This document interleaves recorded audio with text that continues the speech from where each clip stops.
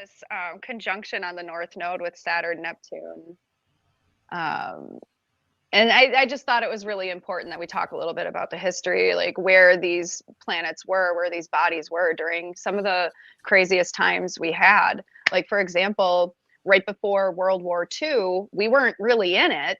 But it was, we got into it a few years later. I think it was in 1939, and we joined in like 1941. But it was around our Neptune return. So for me, I've just been kind of going a little crazy. Like, okay, Neptune's obviously the flavor of the like spiritual, you know, collective at the time. But I'm also kind of like thinking, okay, so Neptune's also a communicative planet as well. I'm not seeing the whole like illusions, delusions, and that kind of stuff coming from Neptune. Exactly why they call it that, or why they associate it with that. Nikki, your dates are better than mine at this moment in time, or probably always. What year did they discover Neptune? They discovered Neptune in 1846. It was like September 22nd, I think. Okay. September 22nd, 23rd. During that period? 1846 was when we were having a border crisis with Mexico. We went to war with Mexico.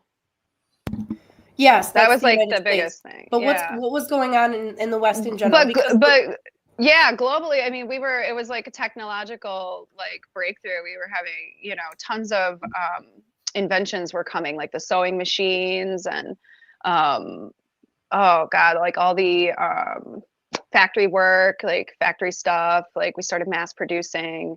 All of these crazy inventions started, the telephone, all of that. Yeah. Yes. Which is weird that they don't put those innovations, they don't superimpose those onto Neptune, because that actually makes more sense. But it's funny because during that time, like those were some things that I think are put on Uranus, and Uranus was moving through Pisces at that time. So what they did with Neptune, Pluto, and Uranus was whatever drama or interesting marks on civilization were occurring at the time of the discovery of the planet. They just put those on.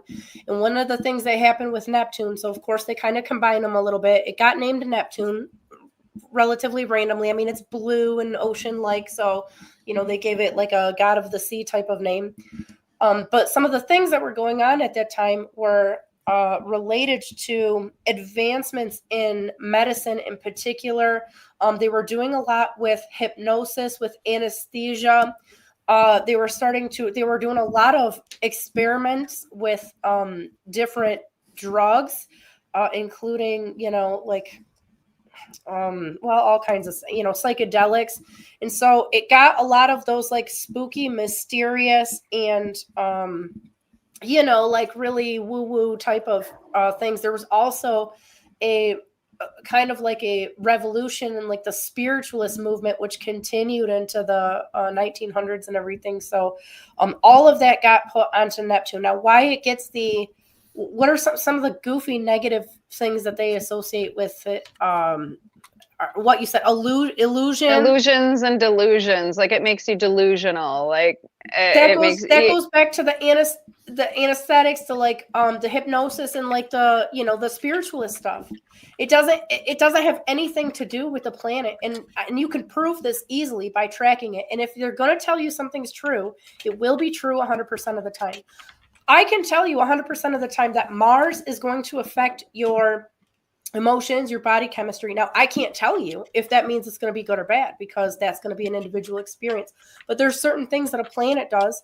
I can prove to you 100%, and I double dog dare any of you out there to get on a call with me, and I will show you that 100% of the time, even on a daily basis, interactions with Neptune in your chart affect your communication for better or worse. Nikki, can I throw you under the bus real quick? Throw me right under. Yeah, it's all right. So one of the things Nikki was mentioning before the call, I think it was before the call, was that when she has interactions in her chart with Neptune, I assume it's like your points, that are moving faster, or maybe like some other interaction, you get really emotional.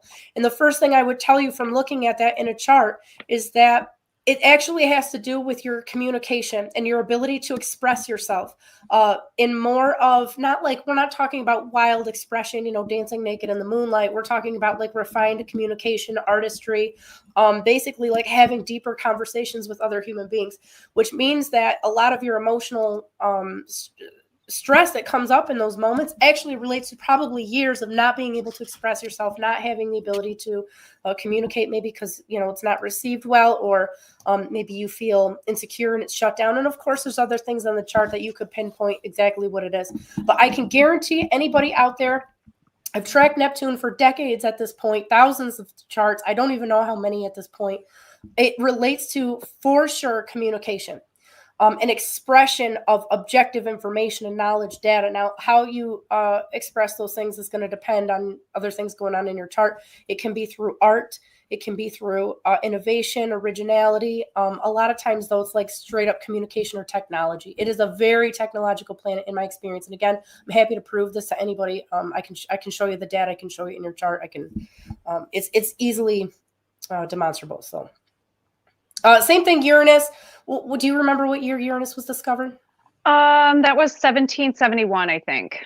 1771, just before or during? It was just before, right? Yeah, it was just before the United States declared their independence in 76. Oh, that's right. You guys, what year was the French Revolution? Oh my God, I don't. 1789. 1789. Okay, so this was like the lead up. That whole period was very chaotic, not just in the United States but in Europe. A lot of the negative associations with Uranus come directly from that time period where it was, and this is after the fact. Astrologers at the time, as far as I'm aware, didn't get Uranus named Uranus and all of a sudden had all these like goofy traits. This happened over time as modern astrologers kind of got a hold of astrology in general. Because at that time, astrologers weren't really using any of the outer planets. They were using all of the, the previously known planets and points. So a lot of that, what is it? Upheaval, betrayal, what's some of the other stuff that's associated with it, which also correlates to the mythology of Uranus and him wanting to kill his son because there was a prophecy that he was going to overthrow him. So some of the betrayal and the paternal issues and goofy stuff that comes from the mythology. But if they didn't name it Uranus, if they'd have named it Aphrodite, which we already had a Venus, so they wouldn't have done that, then it would have gotten all the love traits. I don't know if you guys out there in the chat, because I can't see my chat right now, if you guys understand, this is what modern astrology does. There's no other way to say it, so I'm going to say it. I'm just going to be blunt with you, but they just make shit up, okay? They just totally make it up. No. Yeah. No. See, that's what I'm finding out. And it's confusing me as a student and a practitioner. I'm like, okay, I ask these questions. I Google them. I'm reading my books. I'm like, okay, what does Mr. Rudyard say? Oh, he avoids like mentioning that it's ever discovered in Aquarius at all. Okay. Like, whatever. Yeah, so those signs that they're in at the time that they're discovered, if it's the actual sign and not the tropical sign, they will by their nature affect what was going on at the time, and those traits are going to get superimposed onto the planet, which is not a good way to discover anything. So if for example they discovered Saturn today, which is silly of course because you couldn't see it in the sky, but just as an example, Saturn is right there on the edge of Aquarius, right as we're getting into like the AI age. And so they would associate it naturally with all technology. If they named it Mark Zuckerberg, it would now be, or Elon Musk, it would be associated with social media and technology. That's a silly way to, do something in astrologically. That makes absolutely no sense. It's just bullshit. Like, I wish I don't necessarily want to have to swear at some astrologers, but like, it's so ridiculous. It's gross.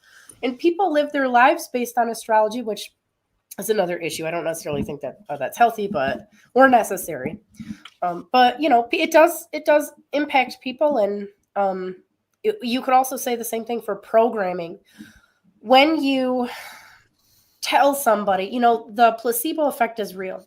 They did this study. I forget how many. I think they only had like 7 or 8 patients, but I think they were all veterans, and they all had knee issues. And they did this study where they did surgery on these people with their knee issues. And I believe 7 out of 8 of them, don't quote me because I don't actually remember the number, but 7 out of 8, their knee pain went away. And they never had any knee pain again. And they came back to them and they're like, we actually didn't do anything. It was a placebo. We just cut you open. We did the anesthetic. We cut you open and we sewed you back up. And they're like, well, I don't understand how it works, because your mind is powerful. So, if you give it something to believe, if you program it to believe something, in a lot of cases it will, especially if you're primed to believe it. Now, this is a problem, because if you're primed, for example, to believe that a retrograde planet or a Saturn return or Uranus being negative, if you already are primed to have this belief that it's going to do something bad to you, the chances of actually doing something bad are very good. Which means that it's incumbent upon all astrologers to be as honest and accurate as possible. Just like a doctor should be continuing to do research into new techniques and medicines and research, astrologers have to do that too. So hopefully you guys out there, you have an astrologer who's doing that for you. If not, run as fast and as far as you can in the other direction and find somebody who does.